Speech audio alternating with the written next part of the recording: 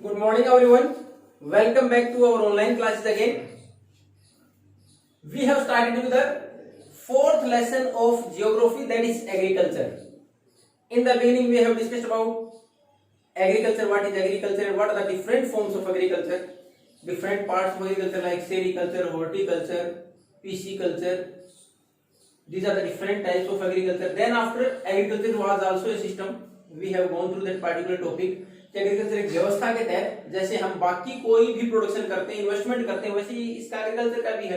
In the beginning we are supposed to input, हमें कुछ inputs डालने होते हैं, जैसे कि सीड्स है, प्लोइंग है, पहले हल डालें, उसके बाद वीडिसाइड है, इरिगेशन है, then after ultimately we are going the output, that is crop. Ultimately हमें जो आउटपुट मिलता है वो हमारी फसलें हैं जो हमने उगाई थी. अब उसके बाद हमने पढ़ा था कि एग्रीकल्चर के दो महत्वपूर्ण टाइप और पढ़े हमने. एक्चुअली होते किस बेस पर है? ये होते हैं कि हमारे यहाँ की for which purpose we are growing that crop, कि हम किस पर्पज के लिए उगा रहे हैं. फॉर द ओन सर्वाइवल, हमारे खुद के सर्वाइवल के लिए या फिर बेचने के लिए. तो उसमें हमने डिस्टिंक्शन करके कर दिया, डिफरेंशिएट किया. तो हमने खुद के सर्वाइवल के लिए उगाया, उसको हमने बोला था सबसिस्टेंस.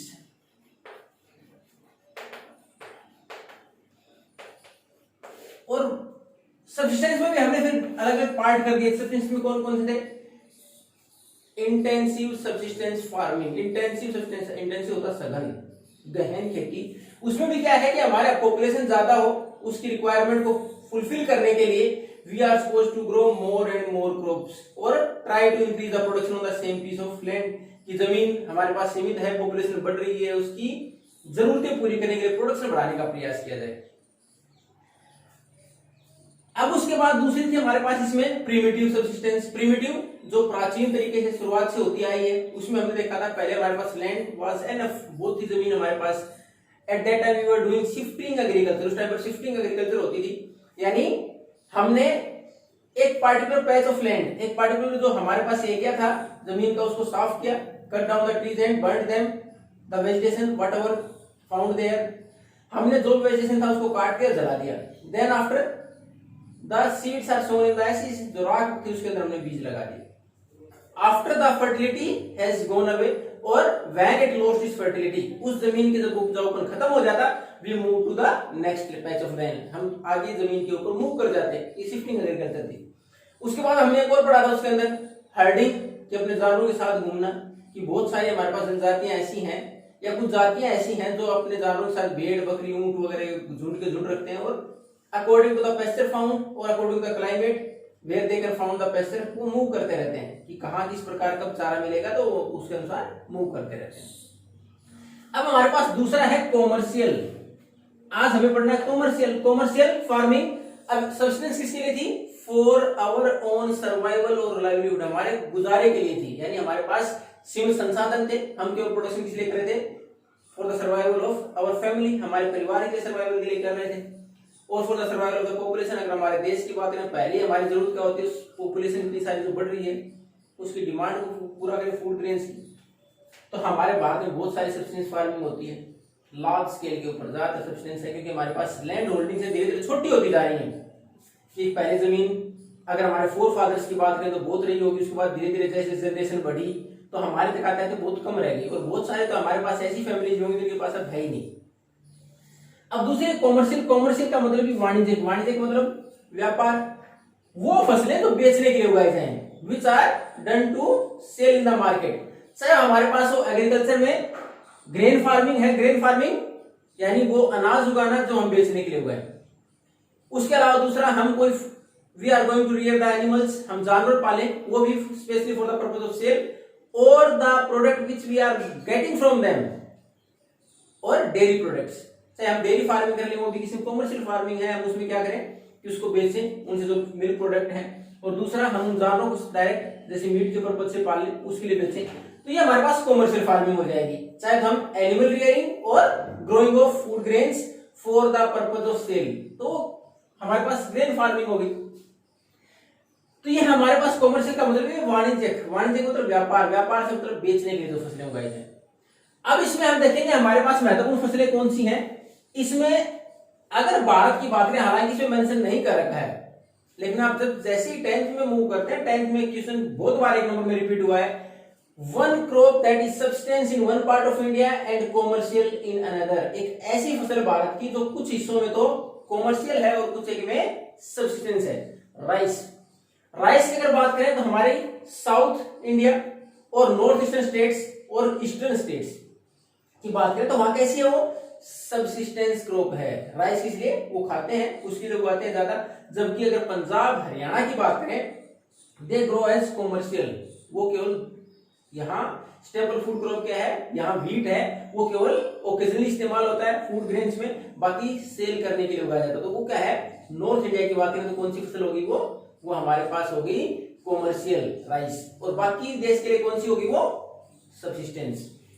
हालांकि इसमें आपके पास देखा सब्सटेंस में कॉमर्शियल में महत्वपूर्ण फसलें कौन सी हैं, उसमें हमने देखा व्हीट और दूसरा मेज, मक्का और हमारे पास गेहूं। इसमें ज्यादातर वो एरिया जहां we have enough land to grow food grains and there is not much population, जनसंख्या ज्यादा नहीं, जमीन बहुत है, तो प्रोडक्शन बढ़ाया जाए।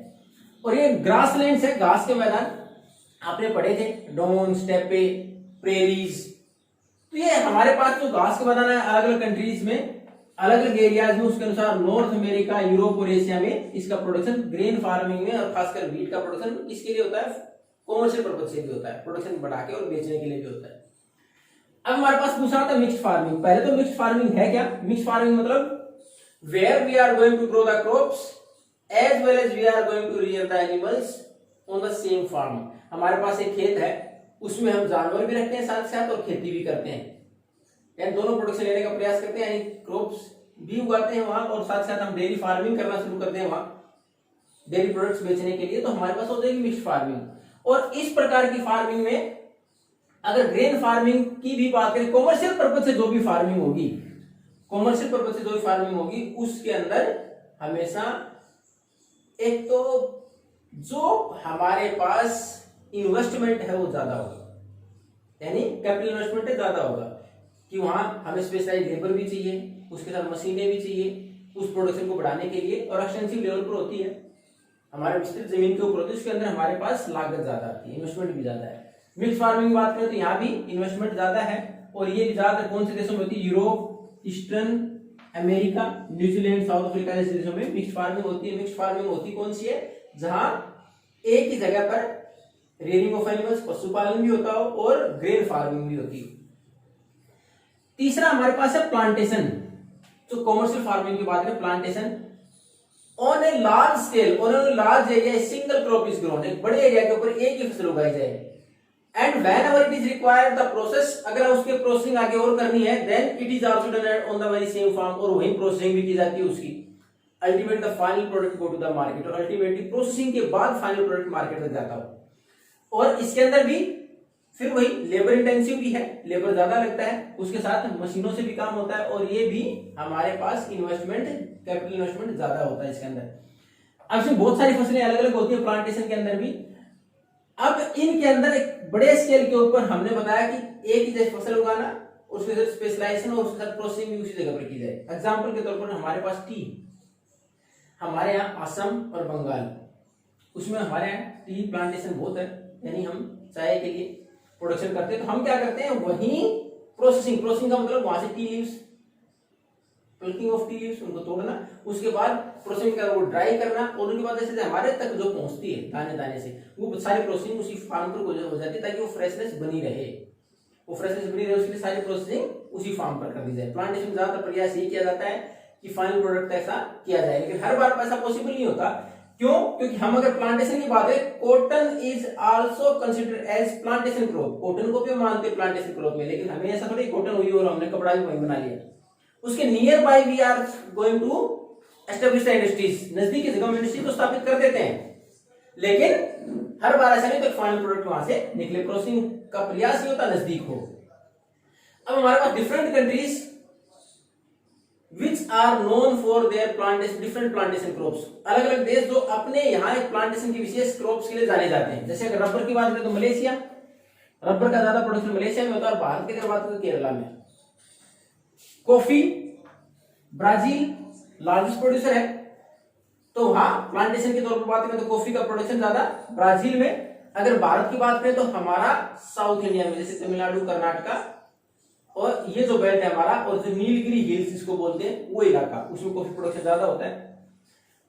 उसके बाद अगर टी की बात करें, इंडिया और श्रीलंका। इंडिया मैंने बताया महत्वपूर्ण जगह कौन सी है, ज्यादा तो आसाम और वेस्ट बंगाल, उसके साथ साथ साउथ इंडिया में भी होती है, लेकिन ज्यादा प्रोडक्शन असम और वेस्ट बंगाल।